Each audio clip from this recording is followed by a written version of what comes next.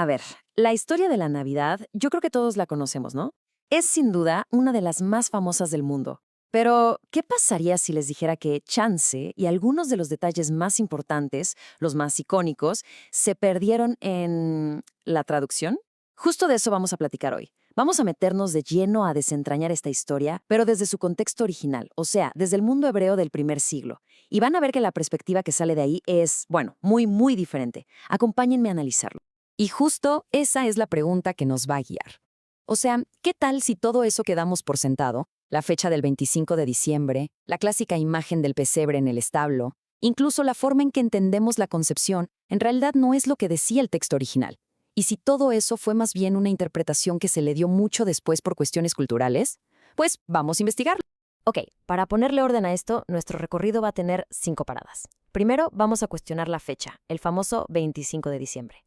Luego, nos vamos a meter con el lugar del nacimiento. Después, y aquí se pone bueno, vamos a analizar el lenguaje que se usó para hablar de la concepción. También lo vamos a comparar con otras historias bíblicas. Y al final, vamos a ver por qué entender todo este contexto, de verdad, lo cambia todo. Va, empecemos con lo que todos conocemos, la fecha. El 25 de diciembre, ¿no? Lo tenemos súper grabado en la mente, en la cultura, pero, a ver, ¿realmente de dónde salió esa fecha? Fíjense, aquí tenemos dos caminos totalmente diferentes. Por un lado está la tradición del 25 de diciembre, que, qué curioso, coincide perfectamente con una fiesta pagana romana, la del nacimiento del sol invicto. Pero, por otro lado, si nos vamos a analizar el texto bíblico, la cosa cambia por completo. El cálculo apunta a una fecha en otoño, por ahí de septiembre o octubre. ¿Y cómo se saca eso? Pues a partir de algo súper específico, los turnos que tenían los sacerdotes para servir en el templo. Pero, ¿cómo es que se llega a esta fecha en otoño? Miren, el cálculo es fascinante, de verdad. Todo empieza con Zacarías, el papá de Juan el Bautista.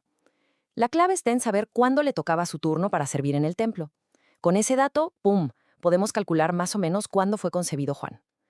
Luego, el texto nos dice que la concepción de Yeshua, Jesús en hebreo, pasó 6 meses después. Y si a partir de ahí le sumamos las 40 semanas de un embarazo normal, la fecha de nacimiento cae de una manera increíblemente precisa en el 7º mes del calendario hebreo. Justo cuando se celebra la fiesta de los tabernáculos. Entonces, esta conexión con la fiesta de los tabernáculos, que en hebreo se llama Sukkot, es nuestra primera gran pista. Pero aquí viene lo bueno. Si la fecha cambia, ¿no podría cambiar también el escenario? Piénsenlo. ¿Y si el lugar donde nació no tiene nada que ver con la imagen que tenemos en la cabeza? Y para eso, este versículo es clave. Cuando dice «y habitó entre nosotros», la palabra original en griego es skinu. ¿Y qué creen que significa? Literalmente, acampar en una tienda o hacer un tabernáculo. Las fuentes que analizan esto dicen que esto no es ninguna coincidencia. Es una referencia directa, un eco clarísimo a la fiesta de Sukkot. Y aquí es donde la imagen mental nos cambia por completo. Olvidémonos un poco del pesebre en el establo.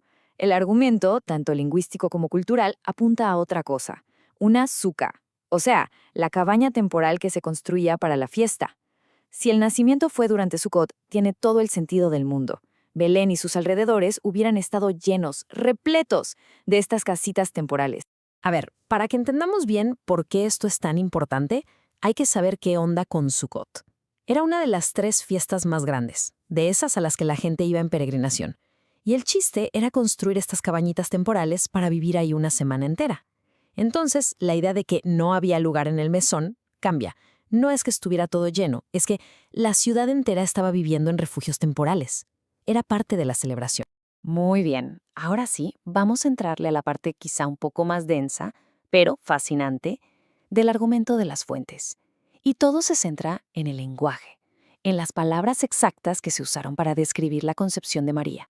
Primero que nada, el contexto legal. Tenemos que quitarnos de la cabeza la idea de que María y José estaban comprometidos como lo entendemos hoy. No, para nada. Ellos estaban en una etapa llamada erusín. Y esto es clave. Legalmente, a los ojos de la ley de esa época, ya eran marido y mujer. Tal cual. La única cosa es que todavía no vivían juntos. Pero su unión ya era un hecho. Era legalmente completa. El segundo punto es la famosa frase Ruach HaKodesh, que casi siempre se traduce como Espíritu Santo. Bueno, resulta que en el pensamiento hebreo de aquel entonces, este término no era tanto una persona, sino más bien un modismo, una forma de hablar. Se usaba para describir el poder de Dios en acción, su influencia directa. Es como decir la mano de Dios que interviene para que algo suceda. Y el tercer elemento, la palabra específica que se usa para describir el estado de María, meburet. Su raíz es avar y significa transferir. Esto es fundamental. El argumento es que la palabra misma no habla de una creación desde cero, de la nada, sino de una transferencia, de un proceso que fue, digamos, facilitado. Ok, entonces, si juntamos estas tres piezas del rompecabezas, la legal, la idiomática y la lingüística, la interpretación que sale es esta. Dentro de un matrimonio que ya era legal, el Erusín, el poder de Dios, el Ruach HaKadosh, intervino para facilitar una concepción, una meuret, que unió de forma sobrenatural la simiente de José y el óvulo de María. Ojo con esto. Según este análisis, no se está eliminando la paternidad biológica de José, se está describiendo una intervención divina que la hizo posible. A ver, sé que esta idea puede sonar bastante radical, pero lo interesante es que las fuentes señalan que no es algo aislado. De hecho, encaja perfecto en un patrón que se repite una y otra vez en las escrituras hebreas. Échenle un ojo a esta tabla. Vemos los nacimientos de personajes súper importantes, ¿no? Isaac, Samuel, Moisés. En todos ellos siempre hay una intervención divina para superar un obstáculo. La vejez de Sara, la esterilidad de Ana, la separación de los padres de Moisés. Pero fíjense en el detalle. En ninguno de estos casos se quita de la ecuación al padre biológico. La ayuda divina y la paternidad humana, al parecer, no estaban peleadas, no eran excluyentes. Bueno, ya recorrimos bastante, ¿verdad? Ahora la pregunta es, ¿y todo esto qué? ¿Qué significa si lo juntamos todo? ¿Por qué es tan importante darle una segunda mirada a esta historia, pero con los lentes del contexto hebreoco? Pues, según este análisis, las implicaciones son enormes, de verdad. Primero, se mantiene intacta la genealogía de Yeshua como descendiente del rey David, pero a través de José, lo cual era un requisito mesiánico súper importante.